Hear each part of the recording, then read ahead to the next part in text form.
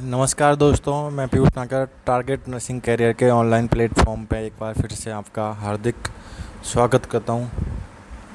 दोस्तों, आज हम बात करेंगे medical surgical nursing most important profession के बारे में जो बीएससी नर्सिंग सेकेंड ईयर के हैं और राजस्थान यूनिवर्सिटी हेल्थ साइंस के जो एग्ज़ाम यूनिवर्सिटी एग्ज़ाम हैं उसको टारगेट करेंगे। मैं मोस्ट इम्पोर्टेंट प्रोफेशन आपको जो यूनिवर्सिटी एग्ज़ाम है उसको लेके उसके बिहाफ पे आपको मोस्ट इम्पोर्टेंट बता रहा हूँ। जो medical surgical nursing first BSc nursing second year के लिए बहुत ज़्यादा असेंशियल और इम्पोर्टेंट रहेंगे।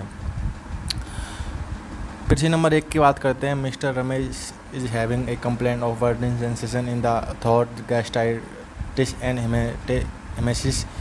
Identify the provisional diagnosis of Mr. Ramesh. Discuss the surgical intervention in detail after suggested operation. Prepare a nursing care plan of Mr. Ramesh while helping a view of nursing process. Mr. Ramesh peptic ulcer से suffering है, तो इसमें आपको पूरा पहले तो आपको ना सिम्टम दे दिए हैं, उसके ब्याह पे आपको डिजीज़ कंडीशन को बताना है कि इनको ये प्रॉब्लम है।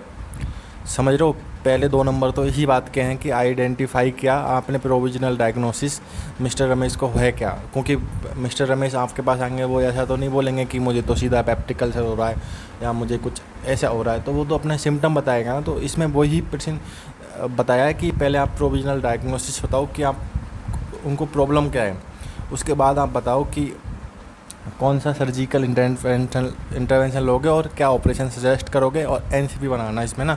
तो ऐसे ही प्रश्न आएंगे। मेडिकल सर्जिकल नर्सिंग में बहुत अच्छी सब्जेक्ट है, बहुत अच्छे प्रश्न आते हैं, तो मेरे हिसाब से अच्छी तरह से कंप्लीट करके चलें अपनी मेडिकल सर्जिकल। प्रश्न नंबर 2 की बात करें। Define anaesthesia.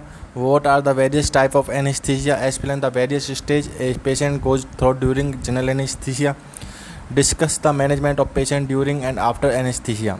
राइट, पहले एनेस्थीसिया क्या होता है उसको डिफाइन करना है, फिर उसके टाइप कौन कौन से हैं, वेरियस टाइप ऑफ एनेस्थीसिया को डिटेल में समझाना है, फिर उसके स्टेज कौन कौन से होते हैं। जब पेशेंट को एनेस्थीसिया देते हैं तो वो स्टेज को भाई स्टेज कन्वर्ट होता है, तो वो भी आपको समझाना है। राइट, उसके बाद management of patient during and after anaesthesia.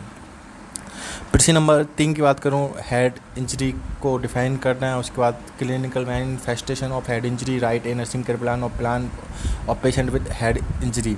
Right, उसके बाद प्रश्न नंबर 4 जो सुपर मोस्ट प्रश्न है, बहुत अच्छी तरह से करके लेके जाना है। तो इसमें आया define diabetes mellitus, explain pathophysiology of diabetes mellitus, analyst the clinical manifestation of diabetes mellitus, discuss the diabetic diet, describe nursing care of diabetes mellitus. तो मैं बता दूं, पहले डायबिटीज़ को डिफाइन करना है कि आप डायबिटीज़ मेलाइटस से क्या समझते हो।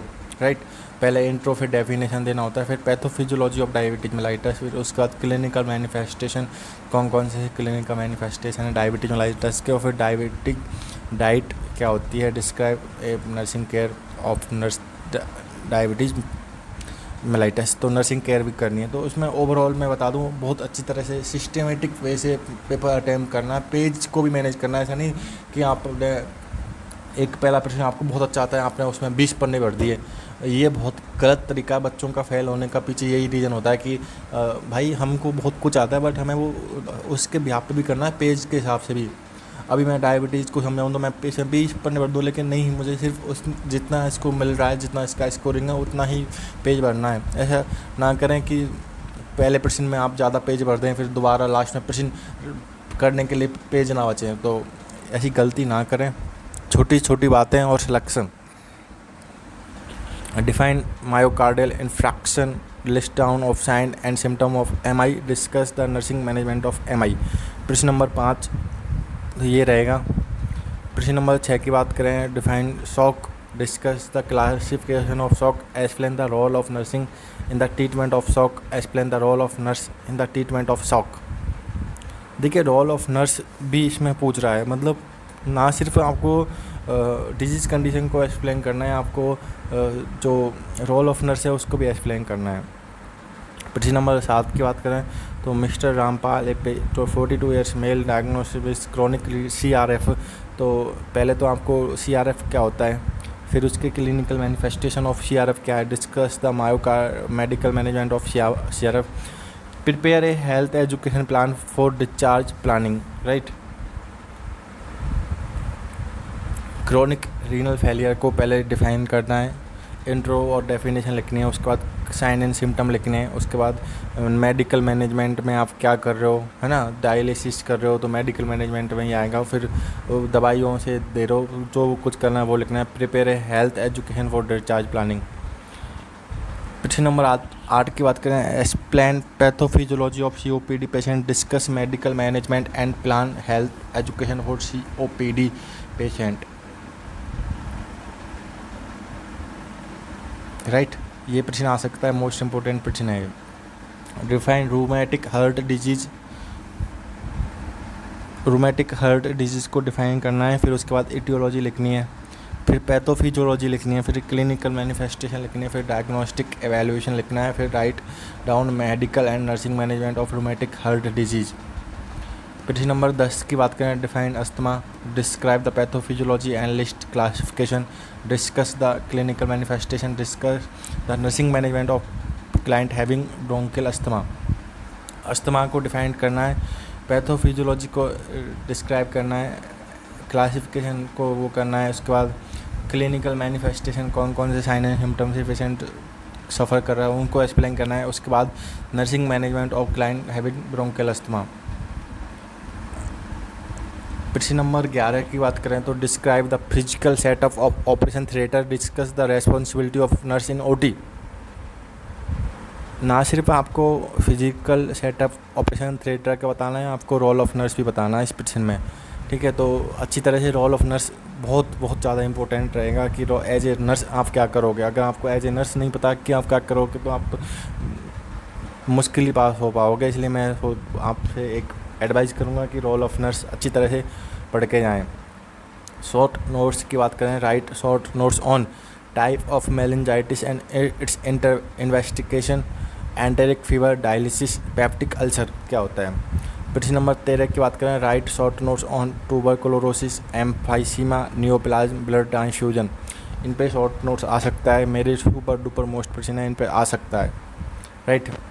उसके बाद शॉर्ट रोल ऑफ नर्स की बात करते हैं, रोल ऑफ नर्स आ सकता है, पेशेंट ऑन वेंटिलेटर, कोई पेशेंट वेंटिलेटर पे है तो आप क्या एज ए नर्स आपके क्या रिस्पॉन्सिबिलिटीज़ हैं, आप क्या करोगे, क्या रोल ऑफ नर्स हैं।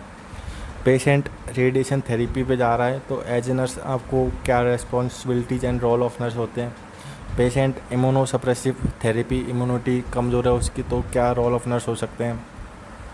पेशेंट विद कोलोस्टोमी बैग, तो क्या रोल ऑफ नर्स हैं। Right short notes on pre operative care, CPR, adrenal crisis, diabetes, neuropathy, तो इन पे शॉर्ट नोट्स आ सकता है। Wish you all the best for your man university exam, आराम से paper दें, एंजाइटी ना लें और टाइम मैनेजमेंट पे ध्यान दें। ऐसा ना करें कि एक प्रश्न हमको अच्छा आता है तो हम पूरा 20 पेज ले लेते हैं, हमें हर चीज़ का टाइम, हर चीज़ के लिए पेज फिक्स रहता है। अगर आप ऐसी गलती करोगे तो आप फेल हो जाओगे। टॉप करने का यही रहता है कि आप पेज मैनेजमेंट, टाइम मैनेजमेंट पे ध्यान दें। आज के लिए इतना ही। If you like our video, do subscribe the channel, share the video, comment on the video. Have a nice day, thank you so much.